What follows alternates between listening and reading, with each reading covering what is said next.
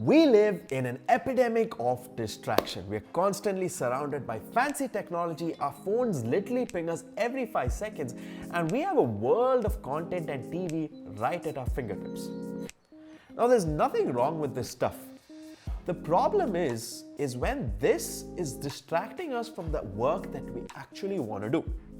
Hey guys, welcome back to my channel. My name is Elson Joy, and in this video, I'm going to be showing you how you can increase your attention span, improve your concentration, and most importantly, I'm going to be sharing some of the tips and tricks that I use to improve my focus no matter what the task that I do. So let's get started. You see, being distracted is not the problem. The problem is that you didn't realize you were distracted, and at the end of the day, when you're reviewing your tasks, you realize that you didn't complete any of it, but instead you spend the whole day, say, mindlessly scrolling through your phone, switching between one app to the other. A lot of the tips that I'm going to be sharing are those that helped me back in my medical school days. These are the tips that helped me crack some of the toughest exams in the country, and I hope it does the same for you. Number one, I used to always carry a bottle of water next to me. Now, the reason I did this is because you want to stay hydrated. I'd always keep taking small sips of water while I was working. You see, even if you're mildly dehydrated, say just by 2%, which does not manifest itself in the form of thirst, this can lead to a decrease in your attention span. So carry a bottle of water with you and take small sips of water every now and then to ensure that you're hydrated. Number two is your diet. Now, when it comes to your diet, the example that I like to use is that of a Ferrari. You are a Ferrari LaFerrari, a beautiful red machine. If you're a Ferrari, would you skimp on the kind of fuel that you put into this vehicle? No, you want to put in the best fuel. The same goes with your body. Make a log of the kind of food that you put into your body this past week or on a particular day. If you notice that you're consuming a lot of sugar or eating a lot of junk food, you want to clean that up.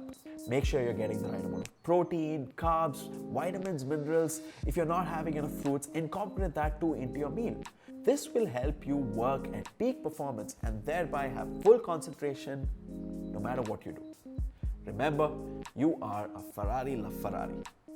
Number three is another lifestyle change, and this one's exercise. Now, when I say exercise, I don't necessarily mean going for a full-fledged workout to the gym. If your lifestyle does not allow it, there are other ways that you can incorporate exercise into your schedule. Rather than take the elevator, why not skip the elevator and take the flight of stairs? Or maybe go for a brisk walk around the building every now and then. When you're going out to get your groceries, why not walk rather than pick a taxi or an Uber? You see, exercise is tied to endorphins, and that is tied to improving your attention span. So I've covered a lot of the lifestyle changes that you can incorporate. Now let's get into the meat of things. What do you do when you're at work or at school to improve your attention span? Number one, say you're listening to a wonderful lecture by a professor. Now, there's a difference between hearing and listening. And in fact, there's a difference between hearing, listening, and active listening. You see, hearing is when the information passes through one ear, maybe it retains for some time and it goes. Listening is when you're paying attention to what the professor is saying. Some of the things do make sense and they do retain. But active listening is what you need to do to improve your attention span. Now, when I say active listening, what I mean is taking down notes or asking questions to your professor, getting involved, engrossed, and engaged in the subject matter. Or say you're at work and you're attending a meeting, stand up and ask some questions. And if you're reviewing an article or some documentation and you're confused about something, rather than just skip it, maybe open a new tab and find out what exactly this is. Actively asking questions and actively listening is what will help you increase your attention span. Now, this next technique is something that I really loved and came to use a lot when I was studying for my exams. This is called the Pomodoro technique. The Pomodoro technique is when you use a timer to break your work into intervals. This was a trick that I used a lot during my medical school days. Today, you have a lot of apps on your phone that help you utilize the Pomodoro technique. So whenever I used to sit with my book, I keep my phone on with the Pomodoro app open. So the beautiful thing is when you have the Pomodoro app open, you can't use anything else on the phone.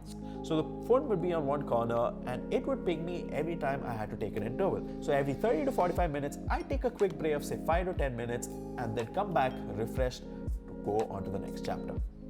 The next tip I have for you is revisit, recap, and repeat. It's halfway through this video and you've already got a lot of useful points that can help you improve your attention span. Now, even if you are actively listening and taking notes, it's very likely that you might have missed a couple of pointers. One of the things that I do, say when I'm watching a YouTube video or consuming a lot of content, by the end of the video, I revisit it by quickly skimming through the important parts. After which, I'd recap it by paraphrasing whatever we discussed. And maybe in a week or so, I'd repeat watching it once again. So far we've discussed a lot of things that you can add into your lifestyle or add into the work that you're doing. Improving your attention span sometimes is not just about what you add, but it's also about what you remove. In today's day and age, there's so many ways to get distracted. The key thing is to limit your environment in such a way that you ensure that you're hyper-focused in whatever task you perform. Number one is limiting the amount of social media usage. Try and turn off the notifications or put your phone, say, on silent mode and flip it over. On particular days, you might go on a complete detox where you're not using social media at all. Also, make sure you do not start your day scrolling through your phone. You see, you're priming your brain for distraction when you do that. And the rest of the day, you just become reactive. There's so much of information on social media, and all of this information overload hits you even before you're fully awake. So limit the amount of social media usage. Next point is multitasking. Multitasking is what we overly ambitious people think that we can do, but our bodies do not allow us to do. You see, multitasking is literally impossible. Your brain won't allow you to do that. Don't believe me? Try this example. Tap on your head and make this rotation on your belly. Okay? Now try doing both of this together.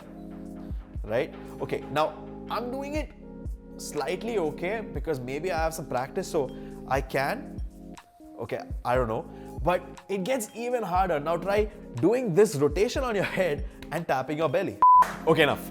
The point that I'm trying to make is your body does not allow you to multitask. In fact, what you end up doing is switching between these tasks. Multitasking is a cognitive impossibility. Instead, what happens is you're rapidly switching between these tasks. But what happens when you rapidly switch between these tasks is you end up being a lot more fatigued. And this decreases your attention span and decreases your performance. So avoid multitasking. Stick to one task. Monotasking is the way. Finally, if you're trying to increase your attention span and improve your concentration, one word that you need in your arsenal is no. N-O, no.